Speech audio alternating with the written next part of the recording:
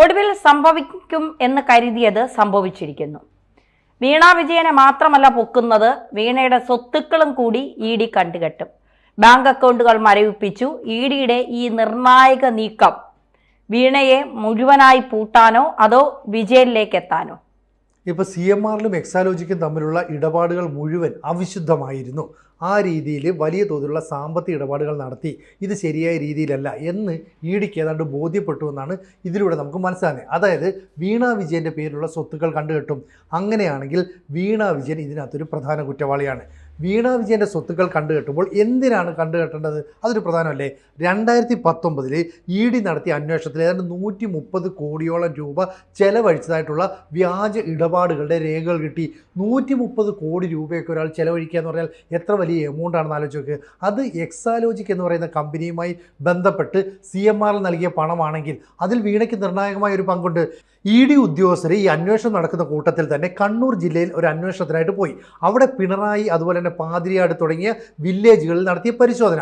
ആ പരിശോധനയിൽ പിണറായിയിൽ വീണയുടെ പേരിൽ 80 സെൻറ്റ് സ്ഥലമുണ്ടെന്ന് കണ്ടെത്തി. പാതിരിയാട് എന്ന് പറയുന്ന സ്ഥലത്ത് വീടിനോട് ചേർന്ന് കുറേ അധികം സ്ഥലം വീണയ്ക്കുള്ളതായിട്ട് കണ്ടെത്തി. അപ്പോൾ ഈ സ്ഥലങ്ങൾ ഉൾപ്പെടെ വേണമെങ്കിൽ ഫ്രീസ് ചെയ്ത് വെക്കാൻ പറ്റും. മാത്രമല്ല ബാങ്ക് ഇടപാടുകളൊന്നും വീണയ്ക്ക് നടത്താൻ പറ്റില്ല. നേരത്തെ തന്നെ 1.5 ലക്ഷം രൂപയോ മറ്റോ ഉണ്ടായിരുന്ന ഒരു ബാങ്ക് അക്കൗണ്ട് ഇതുപോലെ ഇ ഡി ഫ്രീസ് ചെയ്തിരുന്നു. അപ്പോൾ ഇ ഡി മനസ്സിലാക്കുന്ന കാര്യം എന്താ? എക്സാലോജിക് എന്ന് പറയുന്ന കമ്പനി വൻതോതിൽ CMRൽ നിന്ന് പണം വാങ്ങി. അത് വീണ നൽകിയ മൊഴിയുടെ അടിസ്ഥാനത്തിലാണെങ്കിൽ വീണ അത് വാങ്ങിയിട്ടില്ല. അപ്പോൾ പിന്നെ ആര് വാങ്ങി?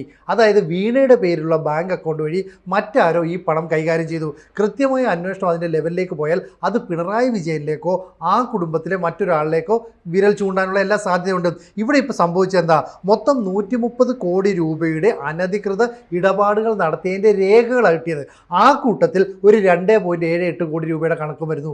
ഈ 2.78 കോടി രൂപ എക്സാലോജിക് എന്ന് പറയുന്ന കമ്പനിക്ക് IT സേവനങ്ങൾ നൽകിയതിന് ലഭിച്ച പ്രതിഫലമാണ്. ആർക്ക് IT സേവനം നൽകി? CMRL എന്ന് പറയുന്ന കമ്പനിക്ക്. ഇതാണല്ലോ വീണ ആകെ പറയുന്നത്. 2 തവണ ഇ ഡി ഉദ്യോഗസ്ഥർ വിളിച്ചു വരുത്തി ചോദ്യം ചെയ്തപ്പോഴും വീണ പറഞ്ഞത് ഞാൻ ചെയ്തത് കൃത്യമായ സേവനങ്ങളാണ്, നിയമവിരുദ്ധമായിട്ടൊന്നും ചെയ്തില്ല, അതിനുള്ള പണം കൈപ്പറ്റി. ശരി, എന്ത് സേവനം? അതിന് മാത്രം വീണ ഉത്തരം നൽകിയില്ല. അതുകൊണ്ട് നേരിട്ട് വീണയിലേക്ക് പോകാതെ ബാക്കിയുള്ള ബാങ്ക് ഇടപാടുകൾ സംബന്ധിച്ചുള്ള രേഖകൾ പരിശോധിച്ചു.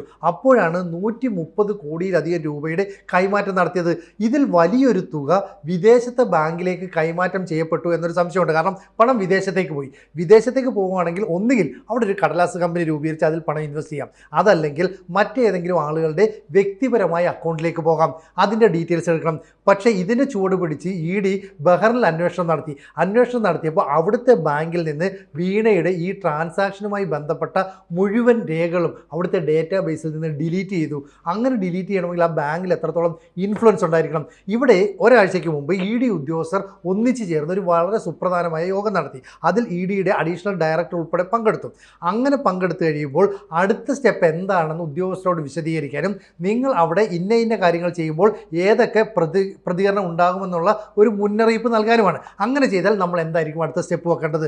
ആ സ്റ്റെപ്പിൻ്റെ അടിസ്ഥാനത്തിൽ ഇപ്പോൾ ഇ ഡിയുടെ ദക്ഷിണ മേഖലാ മേധാവിയും അതുപോലെ തന്നെ സ്പെഷ്യൽ ഡയറക്ടറുമായിട്ടുള്ള പ്രശാന്ത് കുമാർ വളരെ കൃത്യമായ നിലപാടെടുത്തു. കാരണം ഇതിനൊക്കെ പ്രേരണ നൽകിയത് ആരാണോ അവരുടെ ഉൾപ്പെടെ അക്കൗണ്ടുകൾ ഫ്രീസ് ചെയ്യണം എന്ന് പറഞ്ഞാൽ വീണയുടെ ഈ സ്വത്തുകൾ മുഴുവൻ മരവിപ്പിക്കുന്നു. ഒപ്പം പിണറായി വിജയൻ്റെ സ്വത്തുക്കളും മരവിപ്പിച്ചാൽ രണ്ടുപേരും കുറ്റക്കാരായെന്ന് വ്യക്തമായില്ലേ?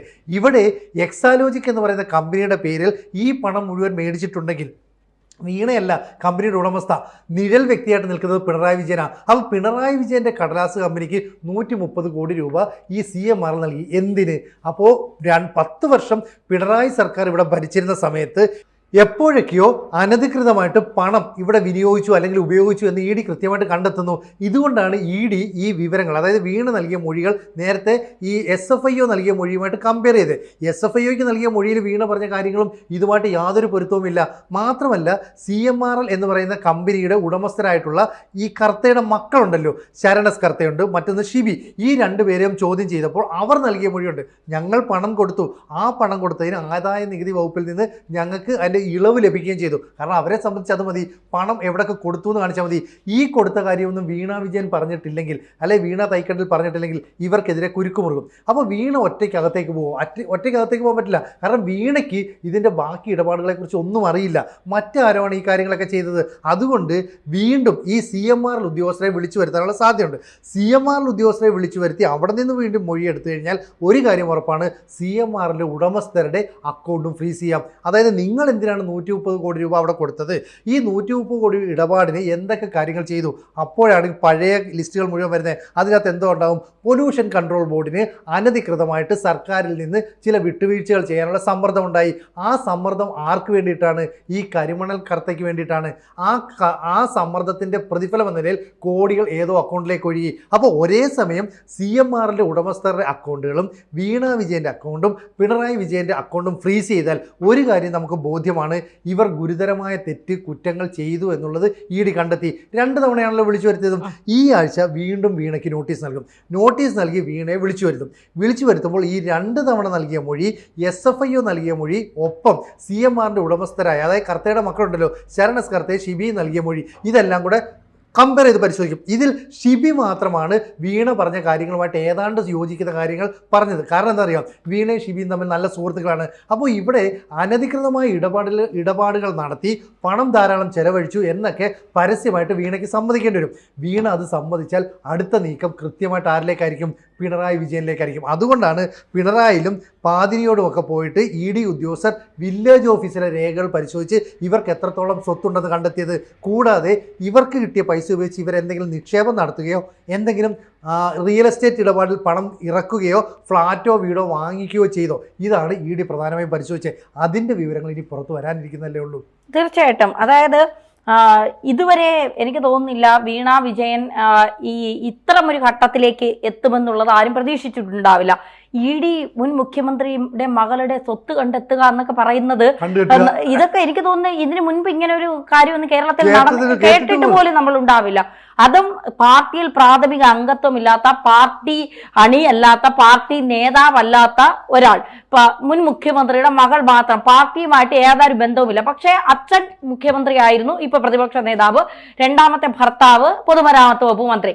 ഇത് മാത്രമാണ് ആകെ കൂടെ വീണയ്ക്കുള്ള എന്താ പറയുക പാർട്ടിയുമായുള്ള ബന്ധം എന്ന് പറയുന്നത്.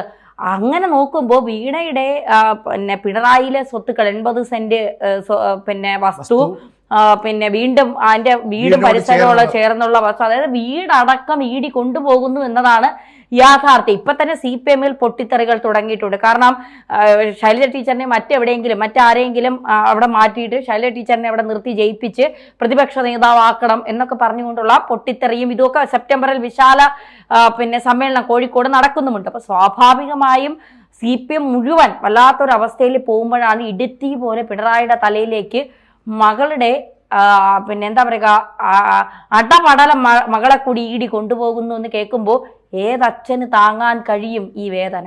അത് ശരിക്കും അച്ഛന് താങ്ങാൻ കഴിയില്ലെന്ന് നമ്മൾ അറിയേണ്ടതായില്ല. കാരണം ഇവിടെ കുറ്റം ചെയ്തത് പിണറായി വിജയനാണ്. എല്ലാം കൊണ്ട് വീണ വിജയൻ്റെ തലയിലേക്ക് വെച്ചു. അതാണ് നമ്മൾ മനസ്സിലാക്കുന്നത്. അതുകൊണ്ട് വീണയുടെ പേരിലേക്ക് മാറ്റിയ ബാങ്കിലെ ഇടപാടുകൾ, അതായത് പണമാണെങ്കിലോ അല്ലെ വസ്തുവകളാണെങ്കിലോ, അതാണ് ആദ്യം കണ്ടുകെട്ടിയിരുന്നത്. അപ്പോൾ സ്വാഭാവികമായിട്ടും അച്ഛൻ്റെ സ്വത്തുക്കൾ മകളിലേക്ക് വരണം. എപ്പോൾ? അച്ഛൻ്റെ കാലശേഷം. ആ രീതിയിലാണെങ്കിൽ വീണയുടെ പേരിൽ ഈ 80 സെന്റ് സ്ഥലവും ബാക്കി വീടിനോട് ചേർന്നുള്ള കുറച്ച് പ്രദേശമുള്ളൂ. കൂടാതെ 130 കോടി രൂപയുടെ ട്രാൻസാക്ഷൻ നടന്നിട്ടുണ്ടെങ്കിൽ ആ നിക്ഷേപം എവിടെ? ഒരു പേപ്പർ കമ്പനിയിൽ ഇൻവെസ്റ്റ് ചെയ്തില്ല. ഇവിടെ എക്സാലോജിക്ക് ഒരു പേപ്പർ കമ്പനിയാണെന്ന കാര്യത്തിൽ EDക്ക് യാതൊരു സംശയമില്ല. SFIO അത് ഏതാണ്ട് ബോധ്യപ്പെട്ടു. ഇനി അങ്ങനെയാണെങ്കിൽ ഇതിലേക്ക് CBI വരണം.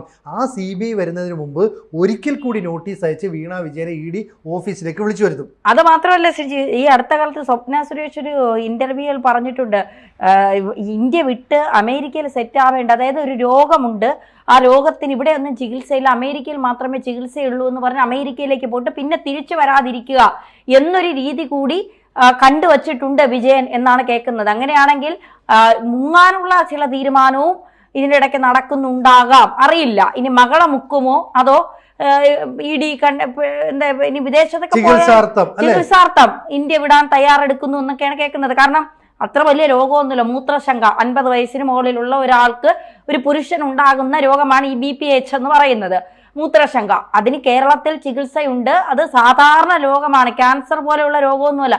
അതിനാണ് ഈ അമേരിക്കയിൽ ഈ 13 ദിവസം അജ്ഞാതവാസത്തിന് പോയത്. അതെന്തിനാണെന്ന് ഇപ്പോഴും ചോദ്യചിഹ്നമായി നിൽക്കുകയാണ്. പാർട്ടിയിലുള്ള ഒരാൾക്ക് പോലും അറിയില്ല എന്തിനാണ് പിണറായി 13 ദിവസം അമേരിക്കയിൽ ചെന്ന് കിടന്നതെന്ന്. എന്തായാലും ED നിർണായകമായ നീക്കങ്ങൾ തുടങ്ങിക്കഴിഞ്ഞു.